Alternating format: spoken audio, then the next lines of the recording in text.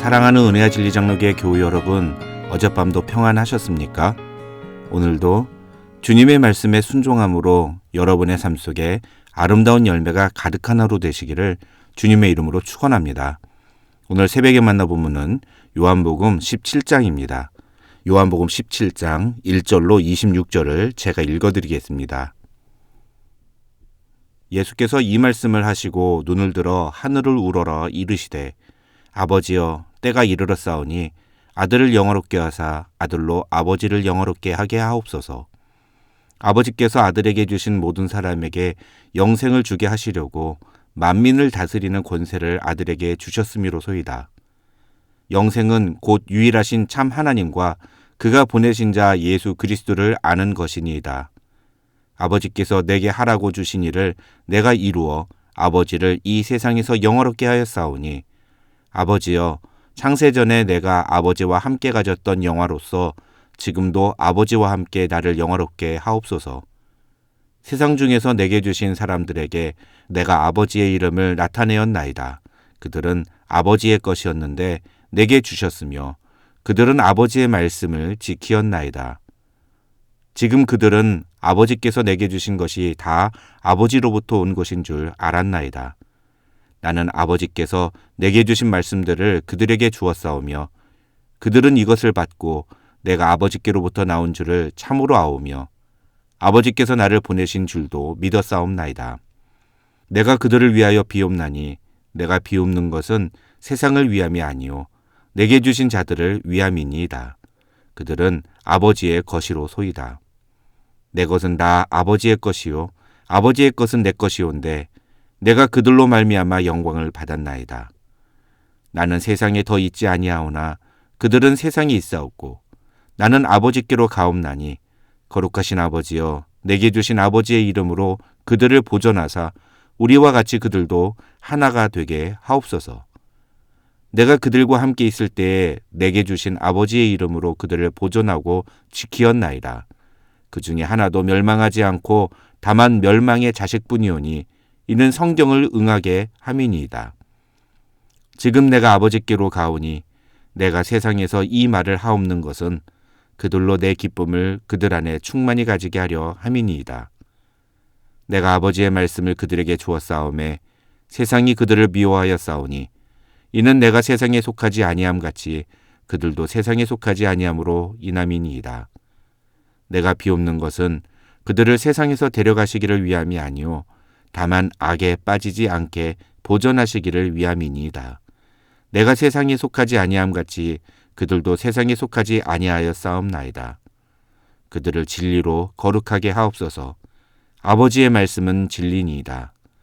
아버지께서 나를 세상에 보내신 것 같이 나도 그들을 세상에 보내었고 또 그들을 위하여 내가 나를 거룩하게 하오니 이는 그들도 진리로 거룩함을 얻게 하려 함이니이다. 내가 비옵는 것은 이 사람들만 위함이 아니요 또 그들의 말로 말미암아 나를 믿는 사람들도 위함이니 아버지여 아버지께서 내 안에 내가 아버지 안에 있는 것 같이 그들도 다 하나가 되어 우리 안에 있게 하사 세상으로 아버지께서 나를 보내신 것을 믿게 하옵소서. 내게 주신 영광을 내가 그들에게 주었사오니 이는 우리가 하나가 된 것 같이 그들도 하나가 되게 하려 함이니이다. 곧 내가 그들 안에 있고 아버지께서 내 안에 계시어 그들로 온전함을 이루어 하나가 되게 하려 함은 아버지께서 나를 보내신 것과 또 나를 사랑하심 같이 그들도 사랑하신 것을 세상으로 알게 하려 함이로소이다. 아버지여 내게 주신 자도 나 있는 곳에 나와 함께 있어 아버지께서 창세전부터 나를 사랑하심으로 내게 주신 나의 영광을 그들로 보게 하시기를 원하옵나이다. 의로우신 아버지여 세상이 아버지를 알지 못하여도 나는 아버지를 알았사옵고 그들도 아버지께서 나를 보내신 줄 알았사옵나이다. 내가 아버지의 이름을 그들에게 알게 하였고 또 알게 하리니 이는 나를 사랑하신 사랑이 그들 안에 있고 나도 그들 안에 있게 하려 함이니이다. 요한복음 17장은 공생애의 마지막 순간을 기록한 장이라고 할 수 있습니다. 이렇게 특별한 의미가 있는 요한복음 17장은 놀랍게도 예수님의 기도로 채워져 있습니다.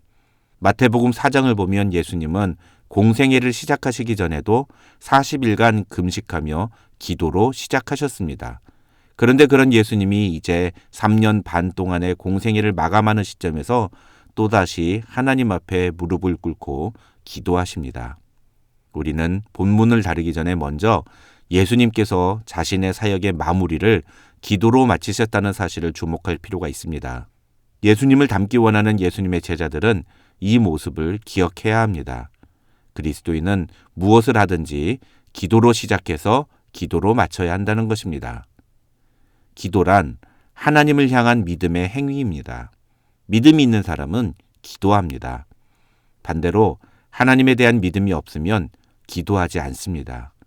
많은 사람들이 기도는 하지 않지만 믿음은 있다고 주장합니다.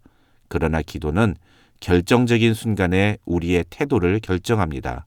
기도하는 사람은 믿음의 반응을 보이지만 자기에게 믿음이 있다고 아무리 외쳐도 기도하지 않는 사람은 믿음의 반응을 보이기보다는 행동부터 먼저 나갑니다. 충동적으로 결정하고 성격대로 반응합니다. 그래서 늘 후회하고 반성하지만 그건 습관의 문제라기보다는 믿음의 문제입니다. 2024년에는 기도로 시작하고 기도로 마무리하는 한 해가 되시기를 주님의 이름으로 축원합니다. 요한복음 17장은 누구를 위해 기도하는가와 무엇을 기도하는가 이렇게 두 가지 방법으로 해석할 수 있습니다. 먼저 누구를 위해 기도하는가로 본문을 보면 1절부터 8절은 예수님이 자신을 위해 기도하시는 부분, 9절부터 19절은 제자들을 위해 기도하시는 부분, 그리고 20절부터 26절은 모든 믿는 자들, 즉 교회를 위해 기도하시는 부분이라고 할 수 있습니다. 반면에 무엇을 기도하시는가, 즉 기도의 내용을 가지고 분석하면 1절부터 5절은 아버지를 영화롭게 하게 해달라는 기도이고 6절부터 26절은 제자들을 보호해달라고 기도하시는 내용이라고 할 수 있습니다. 먼저 1절로 5절에서 예수님께서 아버지를 영화롭게 하게 하옵소서라고 기도하신 것은 곧 십자가를 지시는 최종 사명을 온전히 성취하게 해달라는 간구이자 이러한 자신의 마지막 사명을 통해서 하나님께서 영광을 받으시기를 간구하는 기도라고 할 수 있습니다.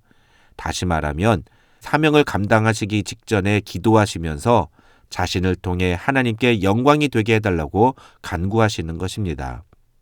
예수님의 삶의 목적이 오로지 하나님께 영광을 돌려드리는 것에 맞추어져 있었던 것처럼 예수님의 제자된 우리 역시도 주님을 본받아서 우리의 삶의 모든 목적을 하나님께 영광을 돌려드리는 것에 맞추어야 합니다.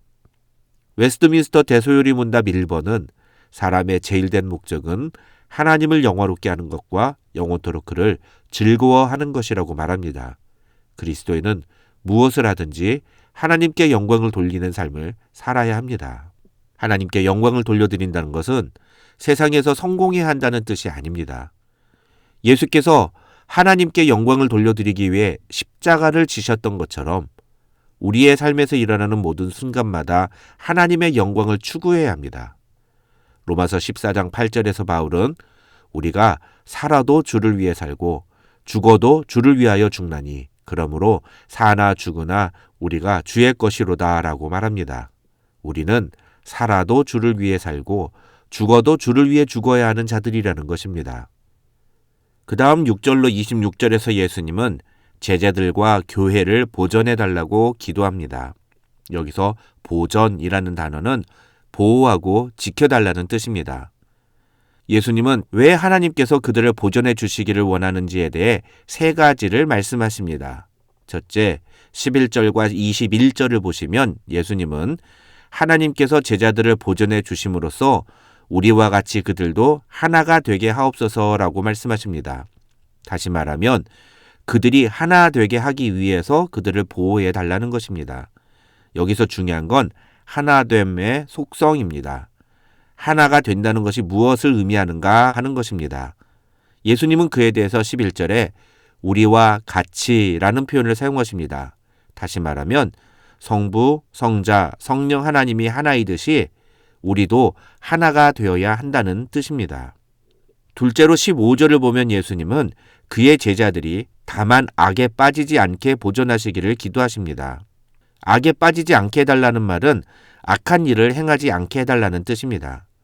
그런데 그렇게 기도하시면서 정작 예수님은 제자들이 악에 빠지지 않도록 그 어떤 조치도 취하지 않고 그냥 기도만 하십니다. 쉽게 설명드리면 만약에 제가 제 아들이 어느 곳에 가게 되면 큰 위험을 당할 거라는 걸 안다면 어떻게 하겠습니까? 제 아들이 그곳에 가지 않도록 조치를 취하지 않겠습니까? 그런데 예수님은 그런 조치를 취하지 않으신다는 겁니다. 그 대신에 예수님은 그냥 기도만 하십니다. 왜 그러시는 걸까요? 제자들이 악에 빠지지 않는 방법은 하나님께서 그들을 이 땅에서 이끌어내시는 것뿐이었습니다. 그런데 예수님은 그들에게 사명을 주셨고 그들은 이 땅에서 해야 할 일이 남았습니다. 그것은 그들이 전하는 말로 또 다른 사람들이 예수님을 믿는 것이었습니다. 예수님은 그 일을 위해서 하나님께 예수님의 제자들이 악에 빠지지 않도록 보호해달라고 기도하고 있는 것입니다.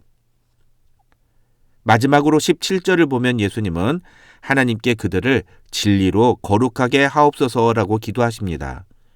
예수님은 그의 제자들과 교회가 진리로 거룩해지기를 원하십니다. 그렇다면 그의 제자된 우리 역시도 진리 안에서 거룩하여질 이유가 있습니다. 중요한 것은 우리의 거룩은 다른 무언가에 의해서 되는 것이 아니라 진리에 의해서 된다는 것입니다. 이 진리가 무엇일까요?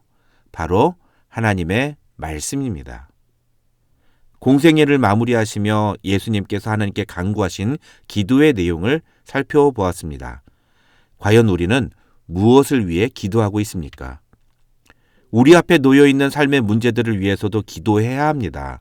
그러나 과연 우리는 얼마나 하나님의 영광을 이루기 위해 사명의 삶을 살게 해달라고 기도하고 있는지 오늘 말씀을 통해 우리 자신을 돌아보는 이 아침이 되었으면 좋겠습니다. 오늘도 모든 순간을 주님을 위해 살아가므로 하나님께 영광을 돌려드리는 저와 여러분이 되시기를 주님의 이름으로 축원합니다.